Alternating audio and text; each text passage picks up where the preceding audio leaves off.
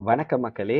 India vs Pakistan ப்ரிவியூக்கு போறதுக்கு முன்னாடி 132 கோடி பாகிஸ்தானுக்கு நஷ்டமா இருக்கும். லிட்டரலா ஒரு $15 மில்லியன். அதனால தான் அவங்க இந்த ஏசிசி டோர்னமெண்ட்டை கண்டினியூ பண்றாங்க. என்னன்னு சொல்றேன், விலாவரியா கேளுங்க. ஏன்னா இவங்க ஃபர்ஸ்ட் இந்தியா ஹேண்ட்ஷேக் ப்ராப்ளம் நடந்தது. ஆண்டி பைக்ராஃப்ட் தான் மேட்ச் ரெஃப்ரி. மேட்ச் நடக்கிறதுக்கு 5 நிமிஷம் முன்னாடி வந்து சல்மான் அலி யாகா கிட்ட இந்த மாதிரி இந்தியன் டீம்ல இருந்து யாருமே உங்க கூட ஹேண்ட்ஷேக் பண்ண மாட்டாங்க அப்படின்னு சொல்லிட்டாரு. முதல்ல பேசிக்கா இந்த பாகிஸ்தான் வந்து ஹேண்ட்ஷேக் பண்ணாதது வந்து டிசர்வ்டா அப்படின்னு கேட்டீங்கன்னா, எந்த ஒரு ஐசிசி ரூல்ஸ்லயுமே நீங்க வந்து மேட்ச் முடிஞ்ச உடனே கை கொடுக்கணும், டாஸ் போறதுக்கு முன்னாடி கை கொடுக்கணும்லாம் கிடையாது.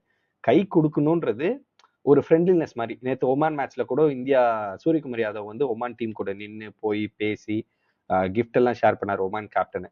ஸோ அது வந்து நம்மளுடைய தனிப்பட்ட விருப்பம். ஹேண்ட்ஷேக் பண்ணணும்னு எந்த ஐசிசி ரூல்ஸ்லயும் கிடையாது. இதை சில பேர் என்ன சொல்றாங்கன்னா, கிரிக்கெட் வந்து ஒரு ஜென்டில்மென்ஸ் கேமு, ஜென்டில்மென் தனமா நடந்துக்கணும் அப்படின்னு சொல்லுவாங்க. பட் சம்டைம்ஸ் வந்து நீ ஜென்டில்மெனா நடந்துக்க முடியாது. ஏன் நான் சொல்றேன்னா, இந்த பஹல்கம் அட்டாக் நடக்கும்போது இந்தியன் பிளேயர்ஸும் இந்தியன் ஆர்மிக்கு சப்போர்ட்டா போஸ்ட் போட்டாங்க, ட்விட்டர்ஸ்ல நிறைய விஷயம் பண்ணாங்க. பாகிஸ்தான் பிளேயர்ஸும் நிறைய விஷயம் பண்ணாங்க.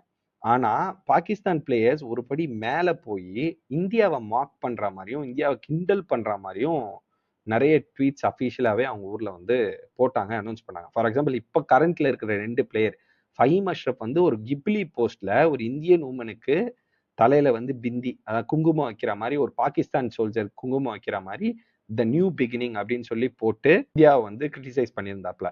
அது மட்டும் இல்லாம அந்த அப்ரார் அகமதுன்னு ஒரு மிஸ்ட்ரி ஸ்பின்னர் இருக்கார்ல, அவர் கையில டீயை வச்சுக்கிட்டு அபிநந்தன் மாட்டும் போது அந்த டீ குடிச்சார்ல, அதை வந்து மாக் பண்ணி ஒரு விஷயம் பண்ணாங்க. ஒரு மீம் மெட்டீரியல் ஆச்சு பாகிஸ்தான்ல. அதை வந்து சிம்பாலிக்கா ரெப்ரசென்ட் பண்ற மாதிரி ட்வீட் போட்டிருந்தாரு. ஸோ என்னை பொறுத்த வரைக்கும் தே டிசர்வ் நோ ஹேண்ட்ஷேக். ஓகேங்களா? ஆனா இவங்க பண்ணதான் டிராமா. நாங்க ஐசிசி கிட்ட போயிட்டு த்ரெட்டன் பண்ணிட்டு நாங்க டோர்னமெண்ட்ல கண்டினியூ பண்ண மாட்டோம் த்ரெட்டன் பண்ணாங்க. ஐசிசி இவங்க சொன்ன எதுக்குமே செவி சாய்க்கல. ஒன்னே ஒண்ணுதான் சொன்னாங்க, நாங்க ஒரு கமிட்டி அரேஞ்ச் பண்ணி உங்க எல்லாரையும் ஒன்னா உட்கார வச்சு என்ன இஷ்யூன்னு பேசி சால்வ் பண்ணலாம் அப்படின்னு சொல்லி கூப்பிட்டாங்க. இவங்க கூப்பிட்டு பேசின உடனே இவங்க திருப்பி மேட்ச் ஆடிட்டாங்க. யூஏ கூட வந்து 1 hour டிலே ஆச்சு, திருப்பி வந்து மேட்ச் ஆடிட்டாங்க. இவங்க வெளியே வந்து ஆண்டி பைக்ராஃப்ட் வந்து மன்னிப்பு கேட்டாருன்னு இவங்க சொல்லிட்டாங்க. ஆனா ஆண்டி பைக்ராஃப்ட்லாம் மன்னிப்பே கேட்கல. ஆண்டி பைக்ராஃப்ட் என்ன சொன்னார்னா, நான் வெறும் மெசேஞ்சர் தான். இந்தியா டீம்ல இருந்து எனக்கு மெசேஜ் வந்துச்சு, உங்க கூட ஹேண்ட் ஷேக் பண்ண மாட்டாங்கன்னு. டாஸுக்கு முன்னாடி நான் அதை உங்கள்கிட்ட சொன்னேன், அவ்வளவுதான். இதுல நான் மன்னிப்பு கேட்கறதுக்கோ இங்க வேலையே கிடையாது. ஐசிசியும் அதை ஒத்துக்கிட்டாங்க. இதுக்கு மேல இவங்க ஏன் வித்ட்ரா பண்ணாம போக முடியாதுன்னா, ஏசிசி வந்து எப்பவுமே ப்ராட்காஸ்டிங் ரைட்ஸ், நீங்க கூட கேள்விப்பட்டீங்க, ஐபிஎல் ப்ராட்காஸ்டிங் ரைட்ஸ் வந்து 16 கோடிக்கு வித்தாங்க, 17 கோடிக்கு வித்தாங்கன்னு சொல்லி. அந்த மாதிரி இப்போ இவங்க இந்த டோர்னமெண்ட்டை வித்ட்ரா பண்ணிட்டு போனாங்கன்னா வாலண்டியரா, ஐசிசி வந்து இவங்கள 15 மில்லியன் பீனலைஸ் பண்ணும். பீனலைஸ்னா ஃபைன் போடுவாங்க. அந்த ஃபைன் இவங்க கட்டி தான் ஆகணும். யாருக்கு கட்டணும்னா, ஏசியன் கிரிக்கெட் கவுன்சில். அவங்க தான் ப்ராட்காஸ்டிங் ரைட்ஸ் எடுத்திருக்காங்க. அவங்களுக்கு இவங்க கட்டணும். அது மட்டும் இல்லாம பிஎஸ்எல்ல ஃபர்தரா எந்த ஃபாரின் பிளேயர்ஸும் வந்து விளையாட மாட்டாங்க.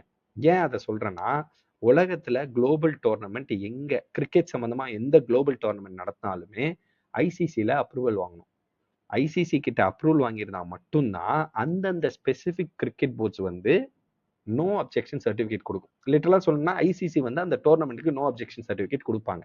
ஃபார் எக்ஸாம்பிள், ஐபிஎலுக்கு ஐசிசி நோ அப்ஜெக்ஷன் சர்டிஃபிகேட் கொடுப்பாங்க, பிஎஸ்எலுக்கு ஐசிசி நோ அப்ஜெக்ஷன் சர்டிஃபிகேட் கொடுப்பாங்க, பிக் பேஷ் அந்த மாதிரி உலகத்தில் நடக்கிற எல்லா டோர்னமெண்ட்டுக்குமே no objection certificate ICC international cricket council வந்து கொடுப்பாங்க. அதை பிஎஸ்எலுக்கு அவங்க கொடுக்கலன்னா எந்த கிரிக்கெட் போர்டுமே நோ அப்ஜெக்ஷன் சர்டிஃபிகேட் கொடுக்க மாட்டாங்க அந்த ஊர் பிளேயருக்கு. அதனால பிஎஸ்எல் மொத்தமாவே உங்களுக்கு காலி. இந்த 2 விஷயத்தையும் அவங்க மைண்ட்ல வச்சுக்கிட்டு தான் கிட்டத்தட்ட பாகிஸ்தான் வந்து நடுத்தெருல நின்றுப்பாங்க. ஏன்னா 134 கோடி, அது வந்து $50 மில்லியன் சொல்றாங்க. 100 to 134 crores வச்சுக்கோங்களேன். அந்த காசு இவங்க ஏசிசிக்கு கட்டணும், ஏசியன் கிரிக்கெட் கவுன்சிலுக்கு. அந்த காசு எப்படி கட்டுவாங்க? பாகிஸ்தானோட சூழ்நிலையே சரியில்லை. கிரிக்கெட் போர்டுல அவ்வளவு காசு இருக்கானே தெரியல. இவங்க எங்க இருந்து அவ்வளவு பெரிய காசை தூக்கி ஃபைனா கட்டுறது? அதனால சரி, நமக்கு வேற வழி கிடையாதுன்னு வந்து திருப்பி வேண்டா வெறுப்பா ஆடினாங்க. அந்த மேட்சே தோத்துருப்பாங்கன்னு தான் நான் நினைச்சேன் யூஏஇ கூட. கடைசியா ஜெயிச்சுட்டு இப்ப அடுத்த ரவுண்டுக்கு வராங்க. இப்ப இந்த மேட்சை பத்தி பேசுவோம். பிளேயிங் 11 பொறுத்த வரைக்கும் சேம் பிளேயிங் 11 தான் இருக்கும். ஆல்ரெடி பாகிஸ்தான் ஆனாங்களா அதே பிளேயிங் 11. இந்தியாவை பொறுத்த வரைக்கும் இந்தியா ஃபர்ஸ்ட் 2 மேட்சஸ் என்ன பிளேயிங் 11 ஆனாங்களோ அதான் ஆடுவாங்க. சப்போஸ் சேஞ்ச் பண்ணணும்னு நான் என் சைட்ல இருந்து சொன்னேன்னா, சிவம் துபே டிராப் பண்ணிட்டு ஹர்ஷதீப் சிங்கா ஆடலாம். அப்படி இல்லைன்னா சிவம் துபே ட்ராப் பண்ணிட்டு ரிங்கு சிங் ஆடலாம். இது ஏதாவது ஒன்று தான் நான் வந்து சஜஸ்ட் பண்ணுவேன். மற்றபடி என் சைட்லேருந்து பெரிய சஜஷன்ஸ் எதுவும் கிடையாது இந்தியா டீமுக்கு. பட் பாகிஸ்தான் டீமுக்கு நான் போல்டாக ஒரு சஜஷன் பண்ணுவேன்.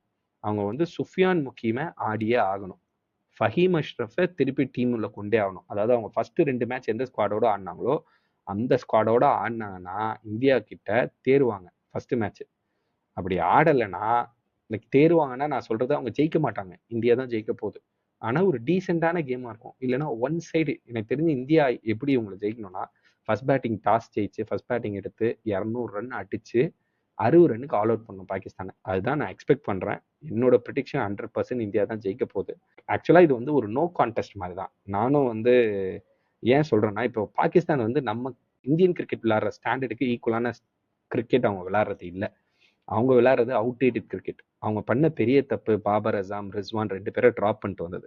இந்த 2 பேர் இருந்திருந்தா யுஏஇ பிச்சுக்கு அவங்க நல்லா சப்போர்ட் பண்ணியிருப்பாங்க.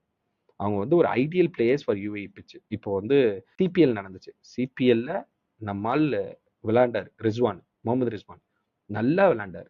ஸோ ரிஸ்வான் எல்லாம் ஏன் ட்ராப் பண்ணீங்க? ஏதோ பாபர் அசாம் மேல ஏதோ குறை சொன்னீங்க, ஓகே. ரிஸ்வானை சம்மந்தமே இல்லாம ஏன்டா ட்ராப் பண்ணீங்க? என்னடா டீம் செலக்ட் பண்றீங்க? ஒண்ணுமே புரியல. இதோட ரிசல்ட்டா என்ன ஆகும்னா பாகிஸ்தான் வந்து ஒரு அசோசியேட் நேஷன் கிரிக்கெட் நேஷனா விளையாடும். அந்த டாப் 8 டீம்ஸ் இருக்கும் தெரியுமா, அந்த அங்கீகாரத்தை சீக்கிரமே இழந்துரும்னு நான் நம்புறேன். அதுதான் நடக்க போகுது.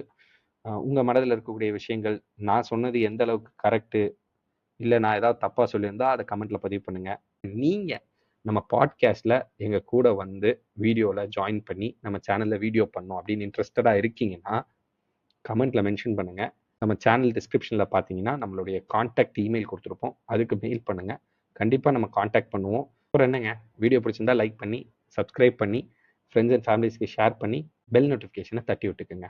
See you, take care, tata, bye bye.